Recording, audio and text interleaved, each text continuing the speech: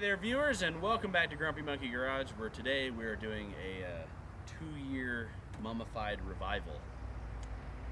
Up next. I can't deal it, diamonds so pearls, and I'm gonna take you traveling the world. But I can love you, yeah, I'm gonna love you. I'll give you all of what I've got, the fancy finds, baby, I have not. Just gonna love you, yeah, I'm gonna love you.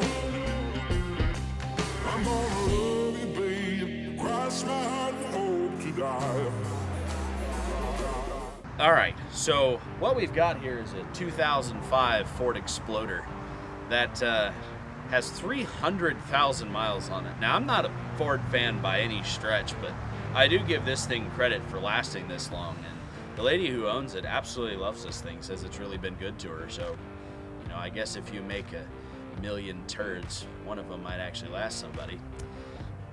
Maybe a better example is a broken clock is still right twice a day.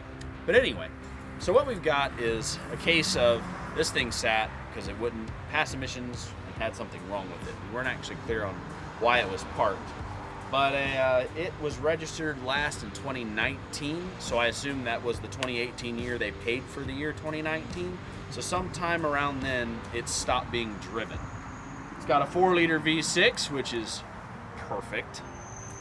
Automatic transmission, it's 2-wheel drive, nothing exciting about this truck. I don't even think it's like an Eddie Bauer or anything. I think it doesn't even say XLT.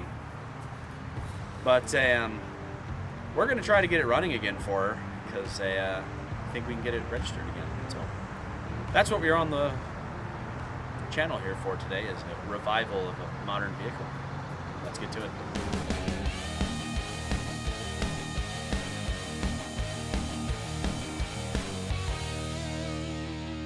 All right, so obviously when a car sits for this long, there's a few things you want to be worried about. Number one is, did they leave the battery hooked up? And I actually did some off-screen stuff earlier before my cameraman arrived, because it'd be really stupid for you to sit here for hours and watch the battery charge. So I did already open the hood and put the battery on the charger. But things you want to look for are, was any of the windows left cracked, down? Did water get in here? When you open the door, if you get the waft of swamp ass, there is a really bad problem. But actually, I don't. This car actually smells pretty good here. So I was like, ooh, pre-lockdowns. Ooh, not having to wear a mask to go to Walmart. Wow, no protesting.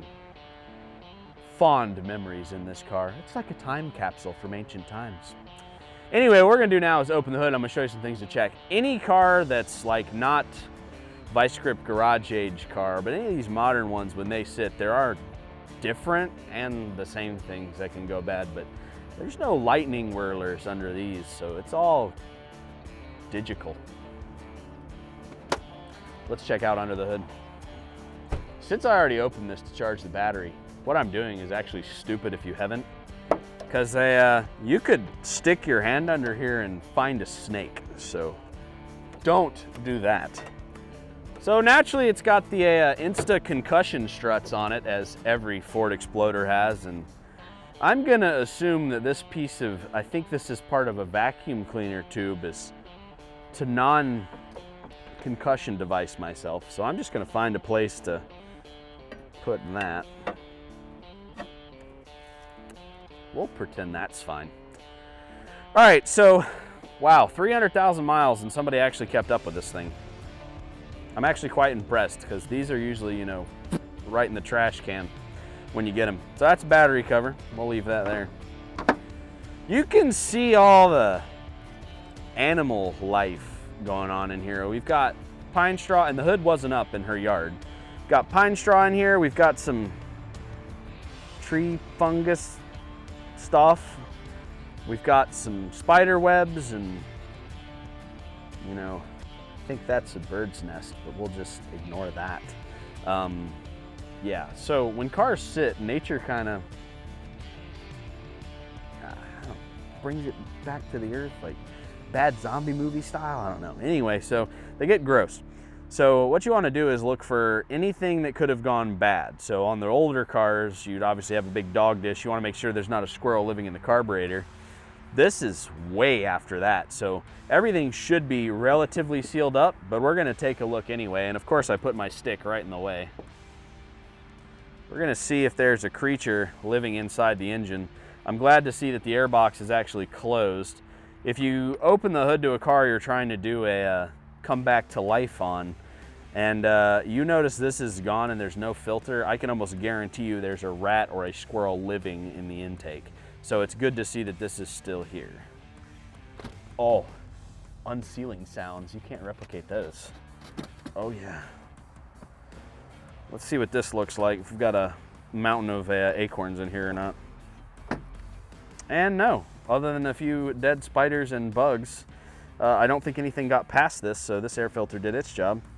In the bottom of the case here though, there's a bunch of leaves and stuff. I'll let you take a look-see in there. So that's fine.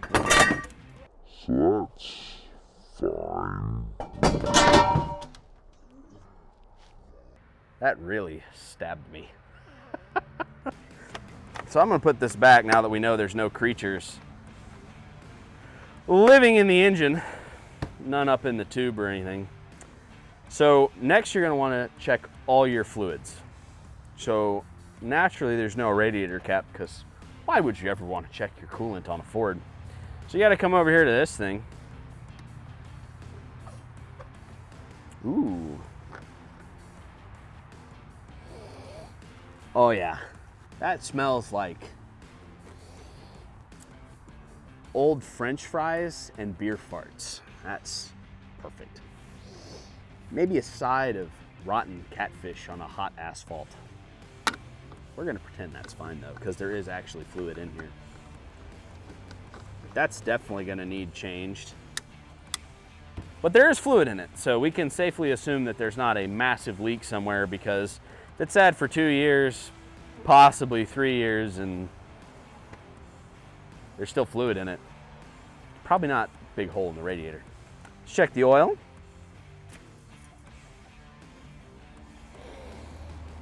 Liquefied dinosaur. Perfect. If you want to see that actually before I put that away, it's really not that bad. It's still relatively clean.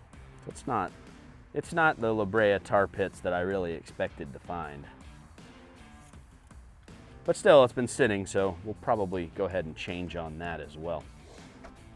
Belt is still here and in decent condition. So sometimes what you can do is actually stick a bar on the engine and try to turn it over, but there's a lot of crap in the way, and she said it was running when it was parked, so we're gonna go get that battery I said we charged earlier and put it in here and see if it actually will start, or at least spin over, now that we know fluids are good that matter. Let's do that. So I've had this battery on nuclear mode since the tow truck dropped this car off last night. And my charger still says it doesn't have a charge. I disagree, but we're gonna find out. So the first step is remove this absolute nonsense, followed by the battery hold down.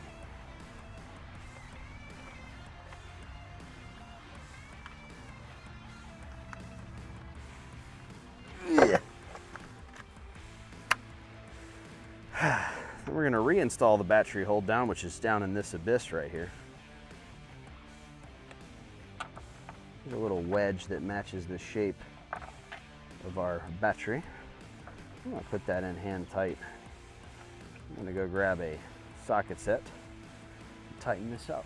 All right, so I've got my Kobalt set here, which we did a nice review of on our channel, so go check that out. This is the 1/4 inch drive variant of the set we reviewed, and I have the same opinion on it. Good stuff.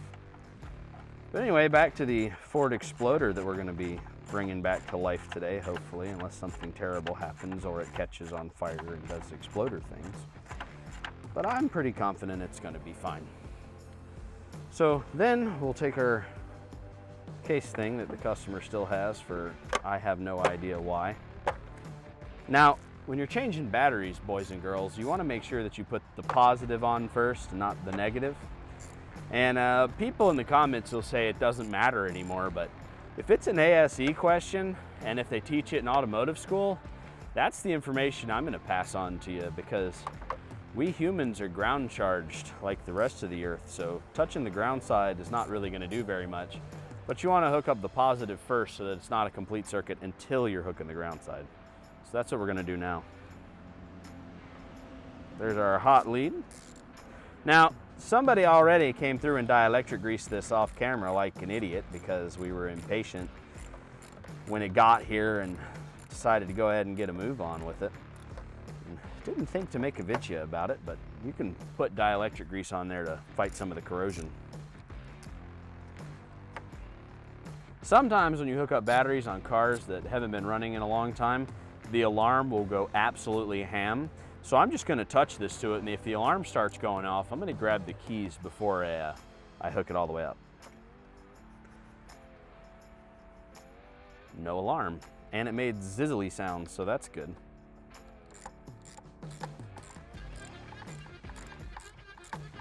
Now what we're gonna do is what we call the fire test. And what the fire test is basically just me going, because if rats have gnawed on the wiring anywhere and now they're crossed, as soon as you hook the battery up, you'll find out that it's gonna, you know, smoke. So you look around and smell for any melted plastic smell, burning rubber smell, you know, aside from the burnout you did earlier. You want to make sure that you don't have anything that's going to suddenly become a safety problem. And I don't really smell anything, so guess we'll try to start it now. All right, so battery's hooked up. Come in here because sometimes there's fuse boxes inside trucks, and in fact there is one underneath here, and you just want to make sure you're not about to start a fire. So I don't smell anything sketch. We're gonna see if it'll start. Or at least spin over. Got stuff. World's easiest revival ever. Holy crap, it's idling.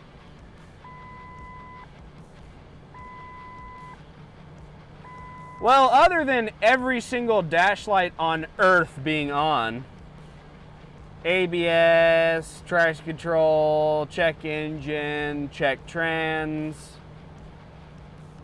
and the airbag light. Check Advatrac, oil change required, no kidding.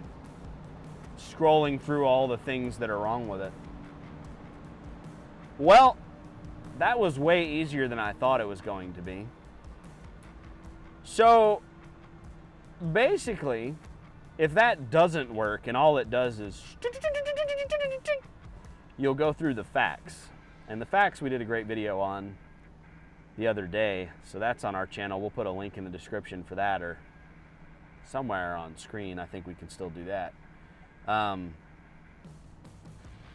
But yeah, when you go through the facts, you might find out that the gas is bad. I can't believe it's running. It's got a quarter tank of year 2, 3-year-old gas, and it just, you know, I might just have to change my opinion on Ford, because maybe they did every once in a while make one that's not a big steamy pile, because I'm actually impressed. So let's go under the hood and see if anything's on fire yet, and if there's not, we'll see if this thing has a transmission.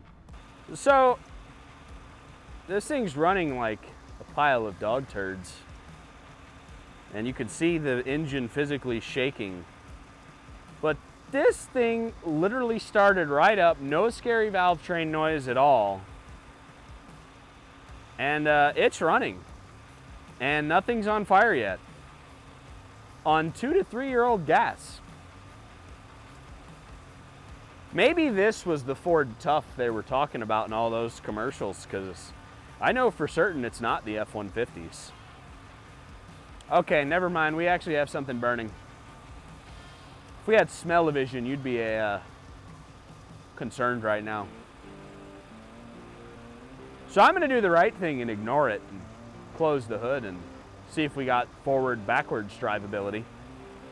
So we know we have some kind of fluid. So let's see if we can go forward and backwards. So it's sitting here idling on its own and nothing terrible has happened yet. So I'm gonna get in it now.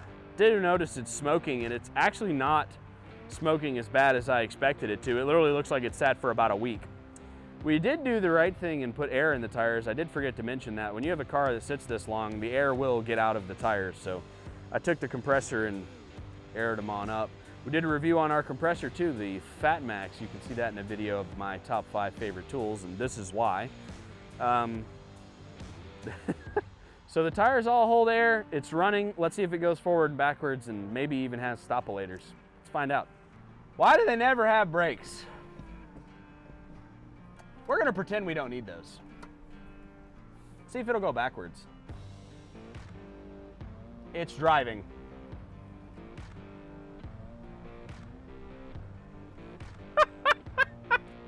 And we stopped. I'm gonna close the door, but I have a microphone so you can still hear me. We're gonna try forward now.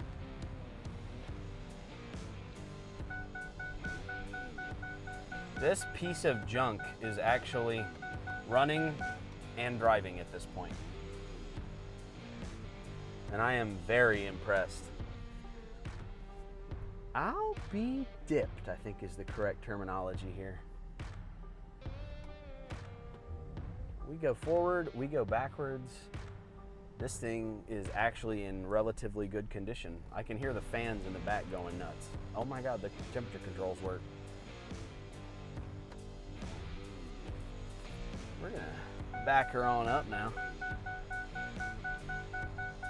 Oh, we're gonna need something for that annoying noise. Wow. I guess the next thing to do is see if it runs hot or warms up or anything like that, but it actually goes into gear both forward and backwards. And let's see if we can get a hold of that mileage. 301,750 on the miles. That's really impressive, actually. And it doesn't sound scary. Does it sound scary out there, viewer? No? Good. Talking to you like you're actually here. That's audience engagement right there. Or just a sign of insanity. One of those two is probably true. So, yeah, that was really easy. I'm stunned. And the burning smell is back. So I don't know if you can see it on the camera, but this thing is smoking a lot.